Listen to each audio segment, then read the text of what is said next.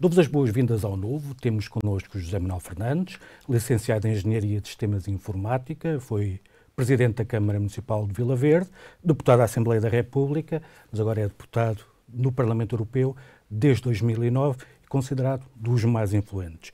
José Manuel Fernandes é o convidado do Discurso Direto desta semana. Bem-vindo, obrigado por ter aceitado o nosso convite. Comecemos a olhar para a Europa. Não só o que se passa no continente, mas também o lugar da Europa no mundo. Estamos num momento seguinte ao Conselho Europeu em que foi anunciada a abertura de negociações para a adesão da Ucrânia e da Moldávia. Esta aposta no alargamento faz sentido? Apostar numa expansão é melhor do que apostar na integração quando nós temos tantos problemas latentes? E isso poderá ser uma forma de resolver esses problemas latentes. A União Europeia, eu costumo dizer que é paz e são valores. Democracia, liberdade, Estado de Direito, defesa da vida e da dignidade humana. E é em cima destes valores, deste chão comum, que devemos construir o desenvolvimento, que devemos promover acordos comerciais. É em cima destes valores que nós devemos guiar depois também, por exemplo, a economia. Defendo uma União Europeia geopolítica, com autonomia estratégica, que fosse capaz de influenciar à escala global estes mesmos valores e, no fundo, de os exportar. Quando me fala da Ucrânia, nós estamos a falar da nossa própria segurança também. E estamos a falar também de valores. Não se esqueça que o Sr. Putin, uma das razões pelas quais, e afirmou, pelas quais invadiu a Ucrânia, tem a ver com o facto de considerar que há que combater a decadência do Ocidente. E se você olhar para a Rússia, que financia o terrorismo, para o Irão, uma teocracia que financia o terrorismo, para a China, que é uma ditadura e que está à espera do melhor momento para invadir Taiwan, você vê aqui uma junção, uma coligação, nem sempre clara, das ditaduras contra as democracias. E é importante que as democracias se unam. E é importante dar sinais àqueles que defendem e querem os nossos valores. E há aqui por trás da Rússia uma ideia expansionista que vai muito para lá da Ucrânia e da Moldávia. Da Moldávia, por exemplo, a Moldova tem lá um espaço interno que é Transnistria, com russos, onde servirá para, em determinado momento, o Sr. Putin avançar e invadir. Eu não posso aceitar que, por razões economicistas e egoístas, se tivesse procurado evitar a adesão da Ucrânia. E não falo só do Sr. Orbán. Mas essa é que é a questão. Com 27, 29 ou 35 Estados, nós com 27 já temos estes problemas de nos entendermos. As instituições dentro da União Europeia estão preparadas para ser a base daquilo que estava a dizer, disto de Europa ser uma potência geopolítica com capacidade de intervenção? Respondendo a essa pergunta com Macron e com o primeiro-ministro demissionário António Costa. Macron veio dizer, isto é importante, era uma comunidade política europeia, para evitar que a Ucrânia entrasse. Porquê? Porque tem medo à Ucrânia em relação à questão agrícola e à produção agrícola. António Costa veio dizer, primeiro nós devíamos, respondendo à sua pergunta, mudar a arquitetura para podermos acolher, e depois é que, sim senhor, avançava a adesão. Não, primeiro diz-se, venha, e agora vamos alterar a nossa arquitetura institucional, vamos rever o nosso financiamento, isto tem impacto, isto é um desafio. Agora, a Europa começou com 6. Nós, quando entramos em 1986, se os outros seguissem a lógica egoísta, nós também nunca tínhamos entrado. Qual é o medo do primeiro-ministro missionário António Costa? São os fundos da coesão. É dizer assim, nós vamos perder dinheiro. Mas com essa lógica egoísta, nós também nunca tínhamos entrado em 1986. E depois houve o alargamento a leste em 2004. E repare bem, muitos desses Estados-membros não só nos passaram à frente, como virão a ser brevemente contribuintes líquidos da União Europeia. A Ucrânia dá-nos também uma dimensão maior em termos geopolíticos. É também um espaço que ajuda a nossa soberania alimentar. Tem também recursos naturais. A lógica não pode ser uma lógica contabilística do que é que eu vou perder. E é essa a lógica que tem, infelizmente, imperado. Valeu aqui a Presidente da Comissão Europeia, Van der Leyen, que, no fundo, encostou à parede os líderes. A opinião pública vai sendo, felizmente, favorável à Ucrânia e os governantes, a quem eu gostava de chamar líderes, foram obrigados a aceitar, no fundo, essa decisão e foram arrastados. E não valeu de nada a posição titubeante de António Costa ou a tentativa de Macron de avançar para uma comunidade política europeia para que a Ucrânia não viesse a aderir. Isto não significa que isto não é um desafio também para a Ucrânia, que tem que fazer reformas, tem que modernizar as suas instituições, que fica a poder receber recursos financeiros do instrumento de pré-adesão para este objetivo. É um desafio para todos, mas onde no final podemos todos ganhar e é esse o objetivo. E acredita que entre esses desafios de que fala, esse será o mais importante ou poderá ser, por exemplo, para os próximos tempos, a segurança ou até, ou seja, será o orçamento europeu o maior desafio que temos pela frente? Será a segurança? Será a transição energética, que é uma coisa com muito maior dimensão e que implica transformações enormes que têm vindo a ser prosseguidas com objetivos muito ambiciosos? Ou será a maneira como temos enfrentado e como precisamos de enfrentar cada vez mais as migrações? Temos os relatórios da Frontex que dão um recorde de 2016 de migrantes ilegais a chegar às fronteiras europeias. Qual é que é o desafio mais premente que temos pela frente? Nós nunca podemos dar a paz como absolutamente garantida. Como temos visto, aliás, nos últimos anos. Como temos visto, mas a União Europeia, que teve como primeiro objetivo a paz, é vítima desse sucesso. Nunca mais houve guerra entre os 28, agora 27. E, portanto, há que trabalhar sempre este objetivo. Também não podemos dar a democracia, o Estado de Direito, a liberdade como absolutamente adquiridos.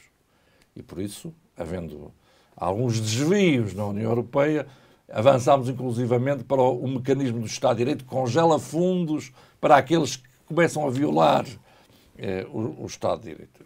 E olha, até a Espanha corre esse risco quando faz uma amnistia a troco de votos para poder ir para... A Espanha está a correr esse risco? Está a correr esse risco. Vamos lá ver se há coragem política para se avançar para... E acredita que sim?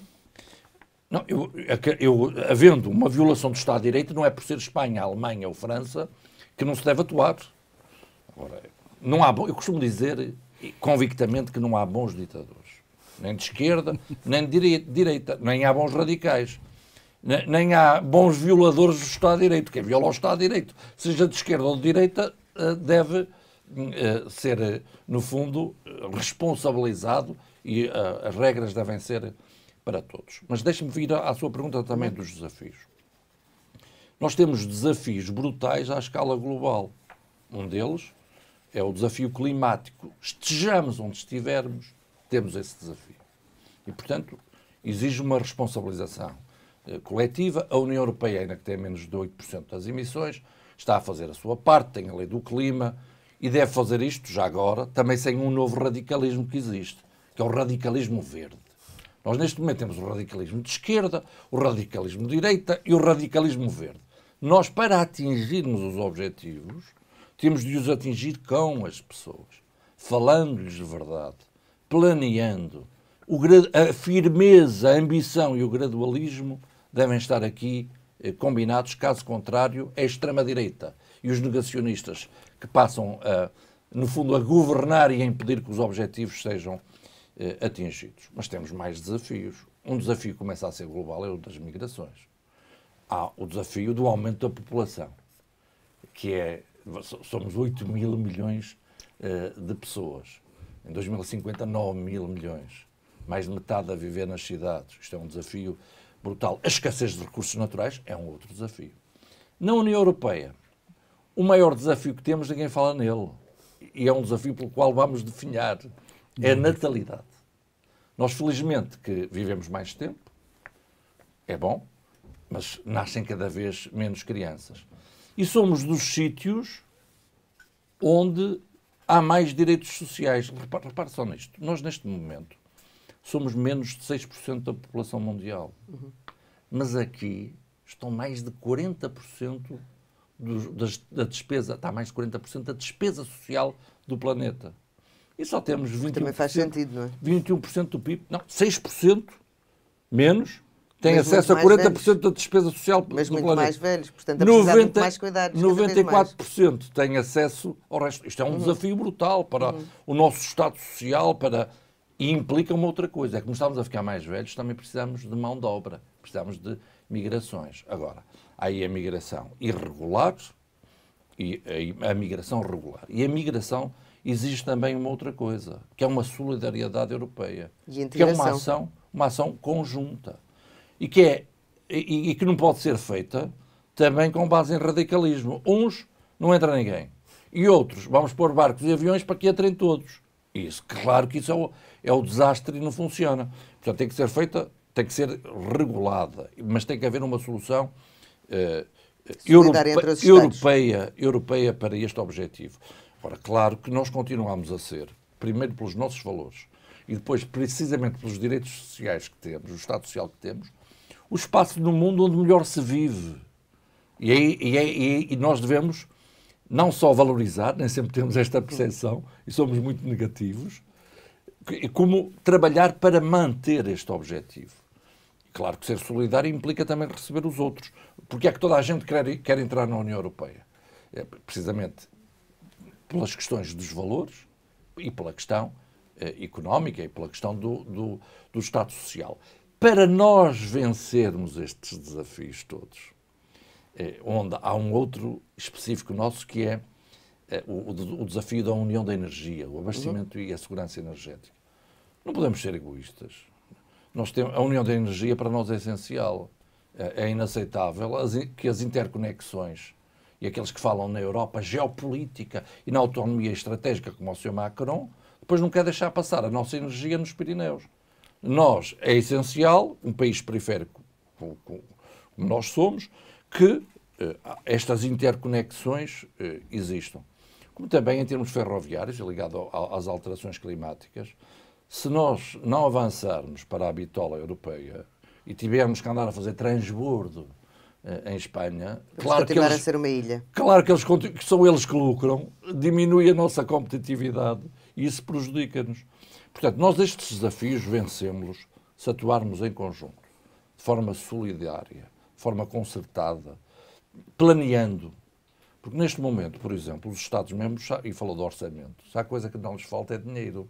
Eles não estão a ser capazes de absorver os recursos que têm, a chuva de milhões que está disponível. Mas depois não há os projetos que deviam existir e os recursos para projetos comuns.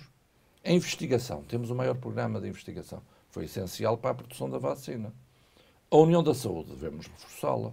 A proteção civil e o mecanismo de proteção civil deve ser reforçado. E como eu costumo dizer, que foi um dos assuntos que eu também trabalhei, é mais barato e mais eficaz ter 27 aviões de combate aos incêndios localizados num ponto ótimo do que ter um avião em cada uma das capitais. Portanto, com menos pode fazer mais. Em termos da defesa, isso é brutal. Se somarmos o orçamento da defesa dos 27, é mais do triplo do orçamento militar da Rússia, da defesa da Rússia. Porque queremos ter cada um a sua metralhadora, o seu jato, o seu tanque. Portanto, nós temos aqui formas de conseguirmos vencer os desafios que temos, apostando na competitividade, no entendimento desta palavra. A coesão territorial é sempre essencial, a sustentabilidade, a investigação e a inovação, o empreendedorismo, sermos um espaço onde não se sobrecarrega os cidadãos com impostos, como muitas vezes acontece, e depois tendo recursos necessários para o orçamento da União.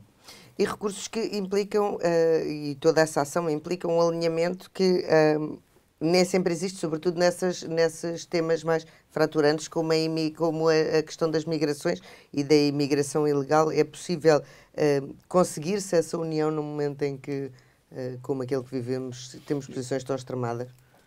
Muitas decisões implicam unanimidade. Por exemplo, o quadro financeiro plurianual, que traz os fundos e que define orçamentos por um período no mínimo de 5 anos, neste é 2021-2027, exigiu unanimidade. As receitas do orçamento exigem unanimidade e depois a ratificação de todos os Estados-membros. E tem-se conseguido. Agora, também tem-se usado a unanimidade para bloquear e fazer chantagem. Como é o caso do Sr. Viktor Orbán, que faz chantagem por causa desta unanimidade para ganhar poder e para procurar desrespeitar as regras do Estado de Direito e para que aquilo que chama o mecanismo da condicionalidade do Estado de Direito não lhe esteja aplicado. Portanto, há quem aplique mal a unanimidade. Em questões onde não é necessária a unanimidade, mas onde é necessário um grande consenso e todos devem estar implicados. Mas repare, no início, mesmo quando houve as crises soberanas, no início aquilo era a Grécia, depois era só Portugal, depois era a Irlanda, depois já podia ser todos, Fundo Europeu de Estabilização. Exatamente. O que não evitou essa falta de solidariedade no início. No início não evitou, claro. Só depois, quando chegou ali à fronteira de Itália, eles começaram a preocupar. Lá está. Mecanismo Europeu de Estabilidade a seguir. Migrantes. Lampedusa, isto é só Lampedusa. Mas depois os conflitos e os sírios que entraram, Turquia, está-se a pagar à Turquia para... E estava a haver uma avalanche. A Alemanha recebeu 1 milhão de refugiados. E depois, isto afinal é um problema europeu. A pandemia, e houve os planos de recuperação e resiliência, porque atingiu todos. O que é importante que se perceba é que quando está a sofrer um Estado-membro, os outros têm de estar solidários e também são atingidos.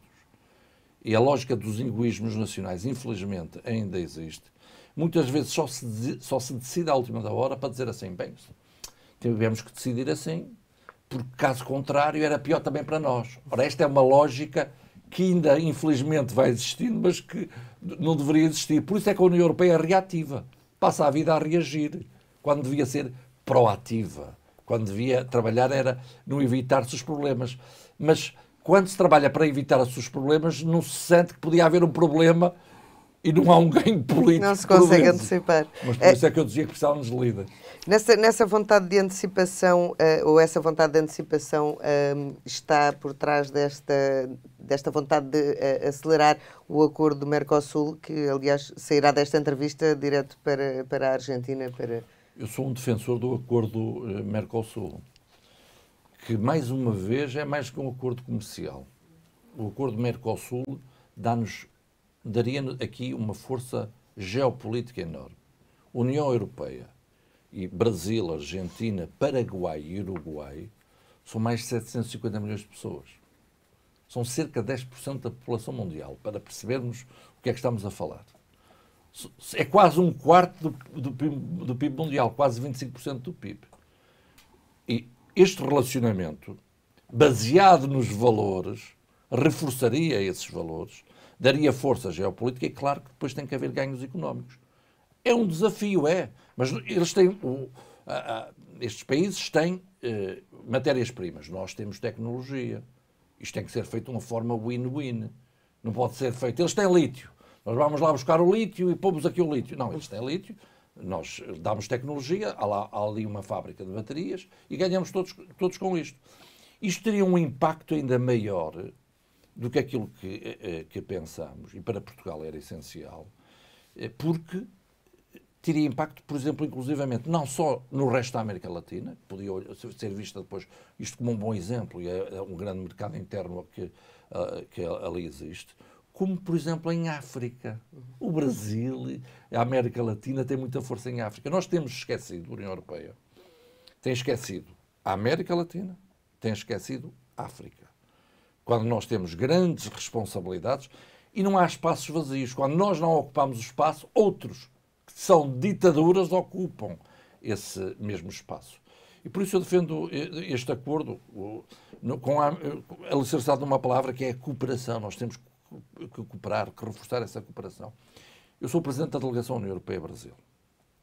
E muitas vezes eu digo aos meus colegas, eles agora eu acho que já apreenderam, mas quando eu começava a dizer, o Brasil é o 5º maior país do mundo. Eles, o 5º maior país do mundo. Sim. O Brasil é a 12ª economia mundial. O Brasil é a 12ª economia mundial. É. O Brasil tem o dobro da área da União Europeia. Eles, o Brasil tem o dobro da área da União Europeia. Portanto, há muita gente que não tem a noção da dimensão, por exemplo, do Brasil. E nós temos a obrigação de cooperar, de ajudar a que haja o reforço dos direitos sociais e sem medo. Mais uma vez o Sr. Macron, porque é que não quer o acordo? Tem medo. Tem medo na questão agrícola, quando no acordo que está firmado não há nenhum problema dessa natureza. Portanto, há aqui, muitas vezes, um protecionismo escondido e há desculpas para esse protecionismo. De antes era o Bolsonaro, nem pensar porque é o Bolsonaro firmar o acordo. Depois, agora não pode ser porque temos que melhorar as cláusulas ambientais e a Amazónia será uma desgraça. Não. Com o acordo, não só haverá uma maior monitorização, como haverá um reforço e uma maior atenção aos direitos humanos, nomeadamente dos povos indígenas. Será um acordo onde todos ganhamos. Por isso, esta defesa que faço, se calhar há blocos que não gostarão desse acordo, mas blocos globais, porque efetivamente há uma força geopolítica enorme. Por isso eu digo, acordo Mercosul é muito mais que um acordo comercial. E será fácil que isso aconteça depois das europeias do próximo ano, por exemplo, se for arrastado até lá? Antevê que as próximas europeias poderão trazer muito mais instabilidade e muito menos capacidade de chegar a esses consensos alargados no espaço europeu? Eu costumo dizer que o mundo precisa de moderados. E a União Europeia também precisa de moderados. E corremos o risco, efetivamente, do próximo Parlamento ter extrema-esquerda e extrema-direita reforçada. Se retirarmos as questões de racismo, xenofobia e outras questões fraturantes, extrema-esquerda e extrema-direita votam sempre da mesma forma. E, aliás, têm posições muito semelhantes. Eu sei como é que vota a extrema-direita o orçamento da União Europeia, o próximo e todos os próximos. Vota contra. Também sei como é que vota a extrema-esquerda todos os próximos fundos e vota contra. Em termos das questões económicas, sei como é que votam. Votam contra. E, portanto, tem ali até um nacionalismo comum. São arrogantes no sentido de acharem que eles é que falam em nome do povo. E, portanto, há aqui este risco de nós termos um aumento dos extremos, o que prejudicará os consensos. Depois há um outro risco, que é, erradamente, a minha família política, por exemplo, alguns pensam que para evitar o crescimento da extrema-direita devemos procurar ocupar o espaço deles. Integrá-los. Não, ou ocupar o espaço deles com algumas propostas. A fotocópia nunca é melhor que o original. Mas também se passa à esquerda essa mesma tentação. E uma outra tentação que referia, que é a do novo radicalismo, que também vem colocar problemas, que é o radicalismo verde, em que muitas vezes o grupo dos socialistas e dos liberais tentam ser mais verdes que os verdes. E mais radicais que os verdes. Nunca conseguiram ser mais verdes que os verdes. E, portanto, este gradualismo, o bom senso, deve imperar e há estes riscos. Agora, há também aqui muitas vezes uma ideia da esquerda de uma supremacia. A esquerda, se fizer uma coligação com a extrema-esquerda, em que essa extrema-esquerda considera que a Coreia do Norte não é uma ditadura, é contra a NATO, não consegue dizer a frase a Rússia invadiu a Ucrânia. Se fizerem uma coligação com essa extrema-esquerda que até defende que saia do euro, não tem problema. Mas se a direita fizer com a extrema-direita, já é uma coisa gravíssima. Mas Quando eu acho poderia... que não deve-se fazer coligações com nem com a extrema-esquerda, nem com a extrema-direita, não há bons radicais. Esse é o pano de fundo para iniciarmos a conversa agora na segunda parte. Nós vamos fazer só um pequeno intervalo e voltamos já a seguir. Estamos de volta ao Discurso Direto, com a entrevista a José Manuel Fernandes. Olhamos para a Europa. Vamos olhar agora um bocadinho para Portugal. Estamos no meio de uma crise. Surpreendeu a derrocada de um governo de maioria absoluta neste espaço de tempo, mesmo se não tivermos atenção ao caso que motivou a demissão, foi uma sucessão de casos e casinhos e de problemas desde que há maioria absoluta. A surpresa é, com uma maioria absoluta, um Presidente da República cooperante e com dinheiro como nunca tivemos, é preciso ter essa noção que nós, de 2021 a 2027, recebemos cerca de metade do dinheiro, 60 mil milhões de euros, que recebemos de 1986 até 2021. Portanto, dinheiro, não há falta dele, pelo contrário, já agora, tínhamos até 31 de agosto para pedir 8.300 milhões de euros na vertente dos empréstimos de PRR e Portugal não quis. Para na semana seguinte vir dizer nós precisamos deste dinheiro para a habitação. Ou seja, não há planeamento e até há dinheiro a mais para a capacidade do governo. O que tivemos foi mais de uma dezena de demissões relevantes no governo,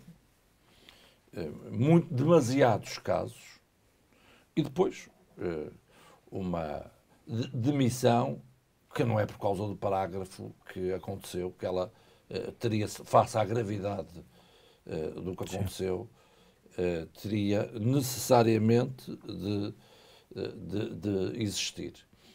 É mau, porque, primeiro, não se está, as maiorias absolutas, se forem bem utilizadas, dá para modernizar o país, que é uma coisa que o Partido Socialista não fez nestes 8 anos e desperdiçou toda esta oportunidade.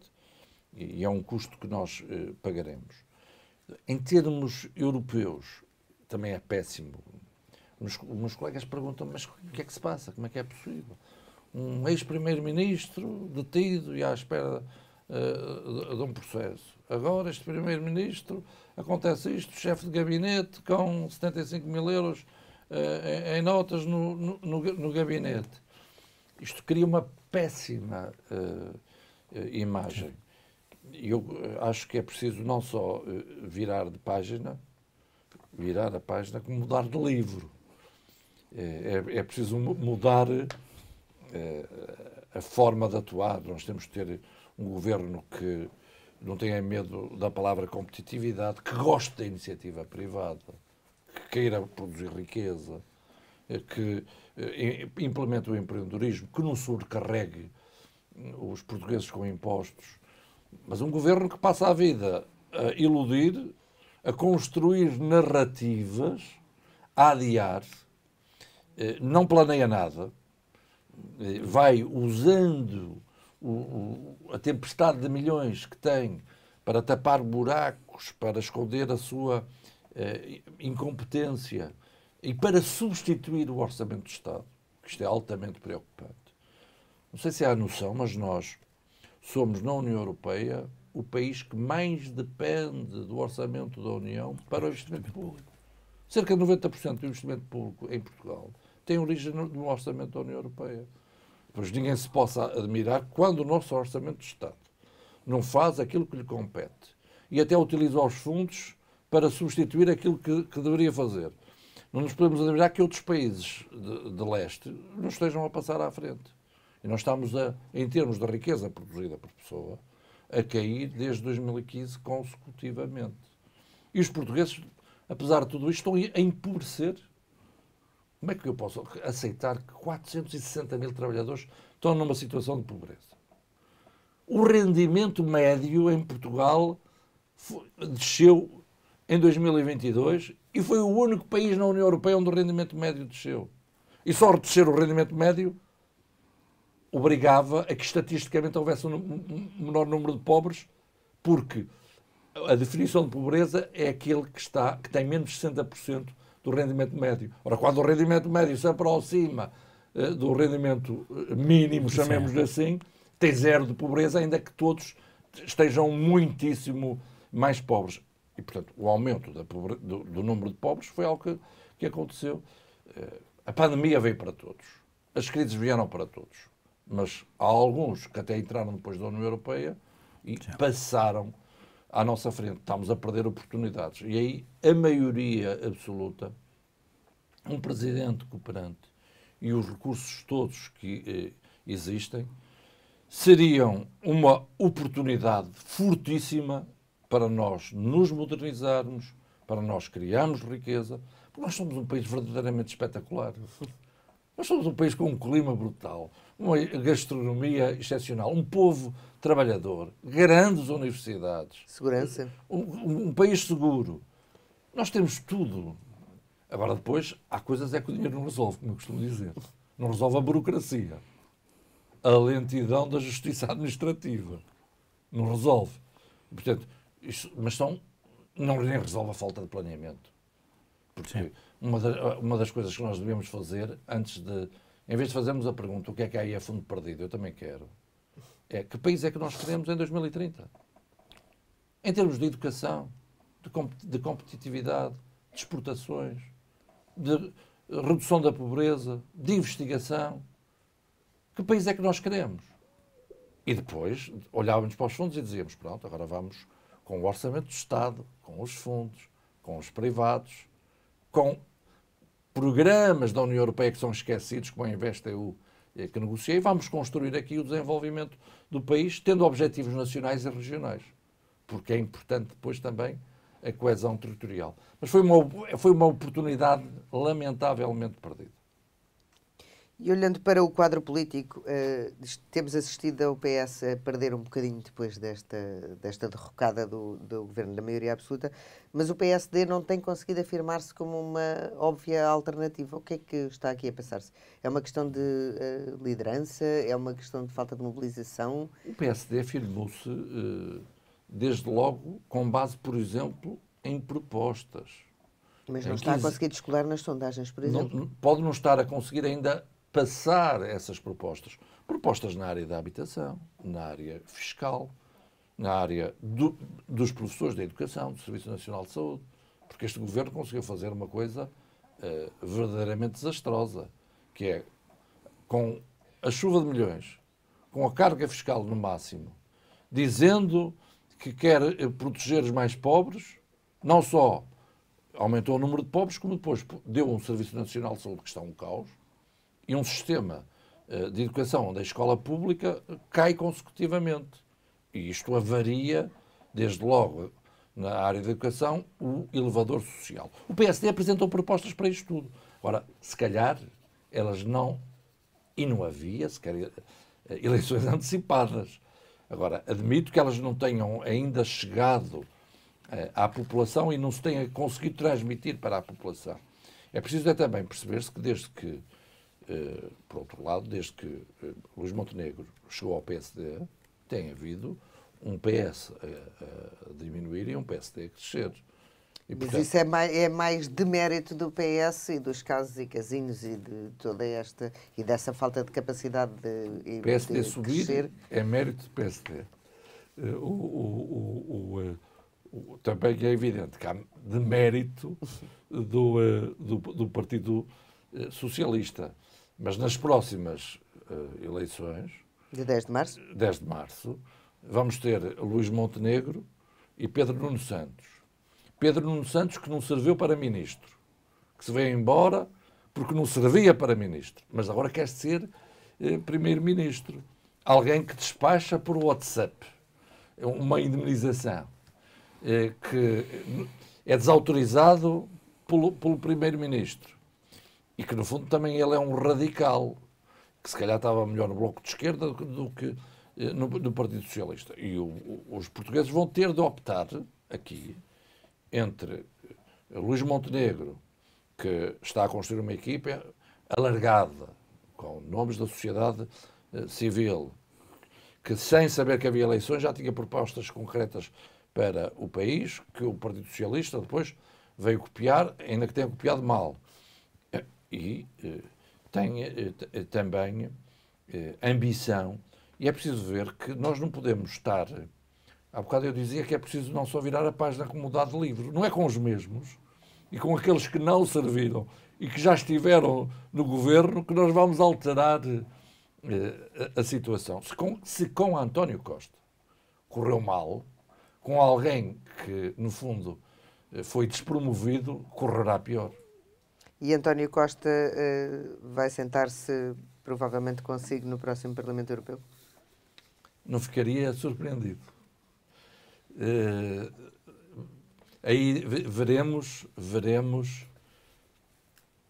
Estou convencido que, se por acaso o processo judicial viesse a ser arquivado a uma velocidade enorme, e isso significaria antes da decisão de quem será, por exemplo, o candidato do PS ao Parlamento Europeu, não ficaria surpreendido que o Partido Socialista procurasse vitimizar para as eleições e, em simultâneo, apresentar António Costa para cabeça de lista ao Parlamento Europeu. E, para mim, era mais do que evidente que António Costa, este ano, teria como objetivo ir para a União, para a Europa, nomeadamente para o Conselho Europeu.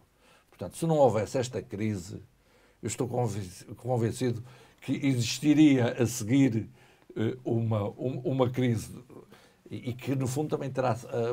António Costa aproveita, não tinha alternativa, mas também aproveita esta situação para ficar livre, ou para tentar ficar livre, de ir para a União Europeia, Parlamento Europeu, mas acho que aí o objetivo que estaria e que está na cabeça dele é o Conselho Europeu. No Parlamento Nacional... Mas não conseguirá isso sem que clarifique a situação dele, como é evidente. Exato. No Parlamento Nacional, as projeções indicam uma provável maioria de direita, aliás, seguindo aquilo que tem acontecido um pouco na Europa. Mas essa maioria de direita vai incluir o Chega. O PSD o líder do PSD já disse que com o Chega não conversa sequer. O PSD devia estar aberto à inclusão do Chega numa solução governativa, nem que fosse de incidência parlamentar. Afinal, para mudar, é preciso mudar alguma coisa. O PSD não deve fazer nenhum tipo de acordo com o Chega. Nenhum. E devemos ser coerentes. E sabemos que o Partido Socialista, que tanto critica o PSD e procura usar esse fantasma, ele sim coliga-se e está sempre disponível para se coligar com a extrema-esquerda. E eu até nem sei que, se fosse necessário estar no poder e se o Chega estivesse disponível para isso, que não se coligasse com o próprio Chega. Porque o objetivo do Partido Socialista é, sobretudo, o poder, a sua manutenção no poder. Considero que o Partido Socialista, face a uma vitória do PSD, que eu considero que vai acontecer e que é útil para Portugal, deverá assumir as suas responsabilidades e ser cooperante.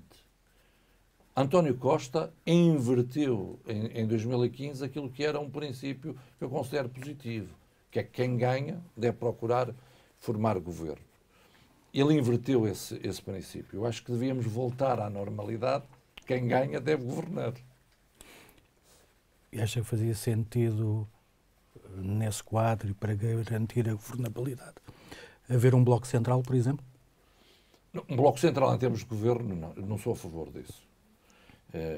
Porque o nosso sistema é importante que dois partidos pró-europeístas, que têm valores comuns em termos dos valores europeus, se afirmem e se mantenham como alternativa.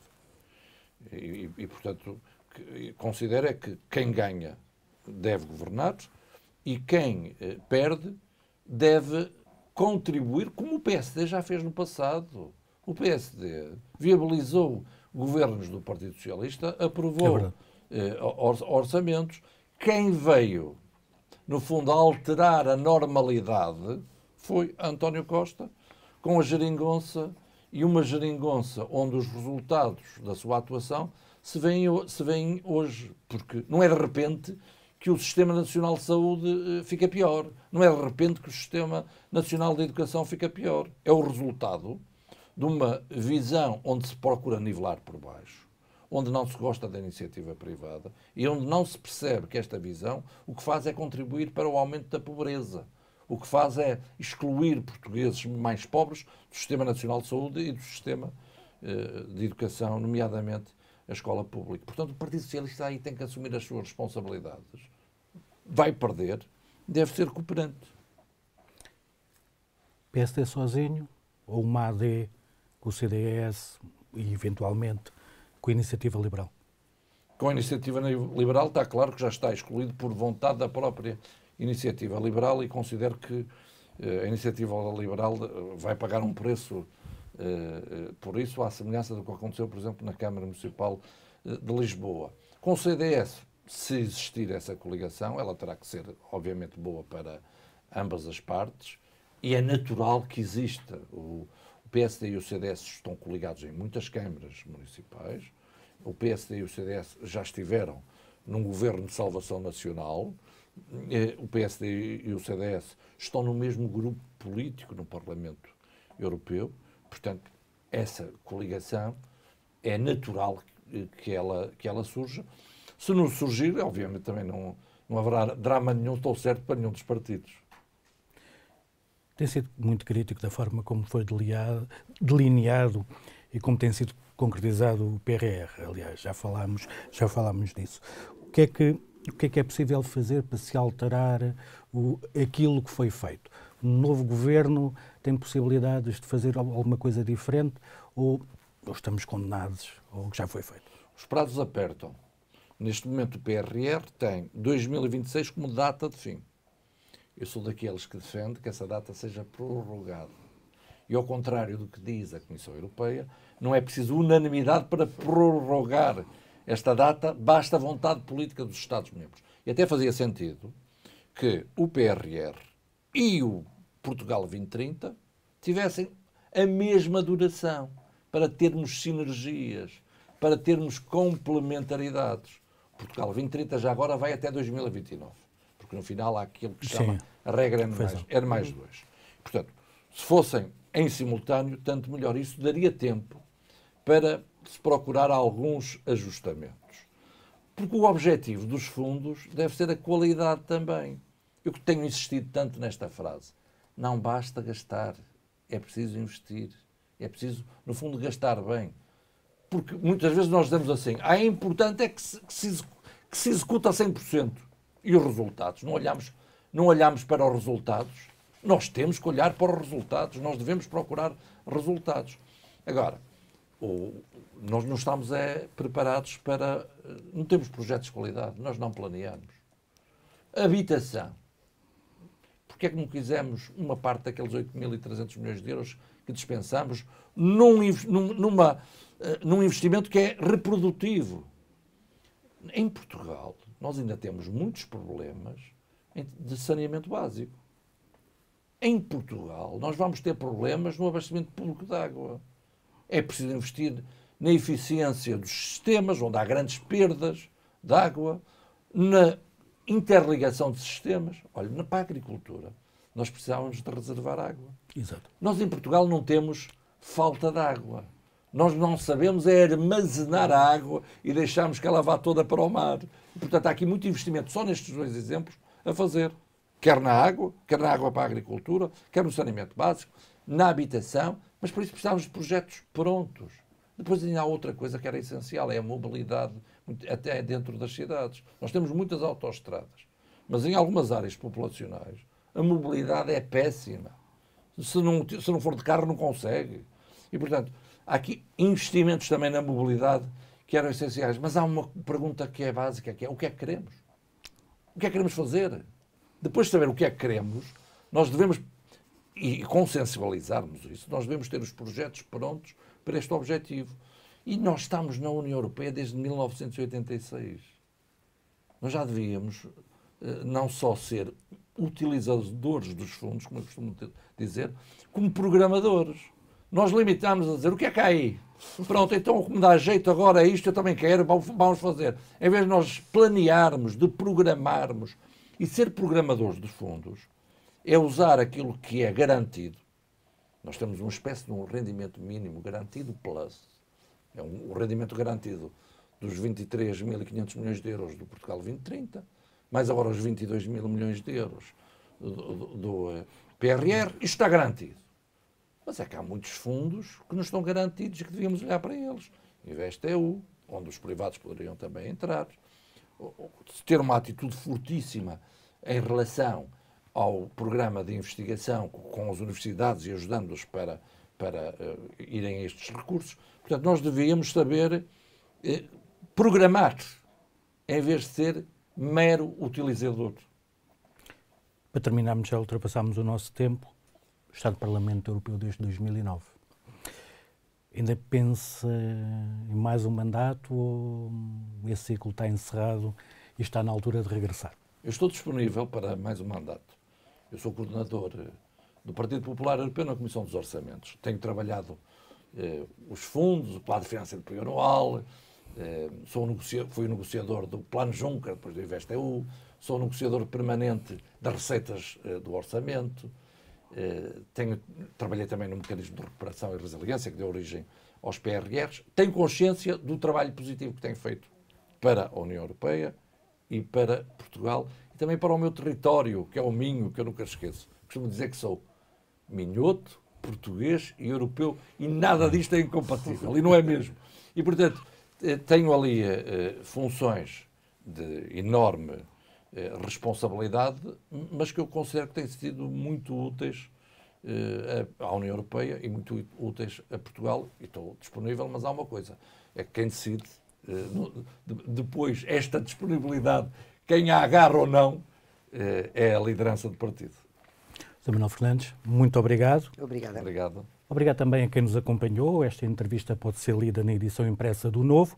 Continuará disponível em unovo.pt, onde poderá também acompanhar as últimas notícias da atualidade. Até uma próxima oportunidade.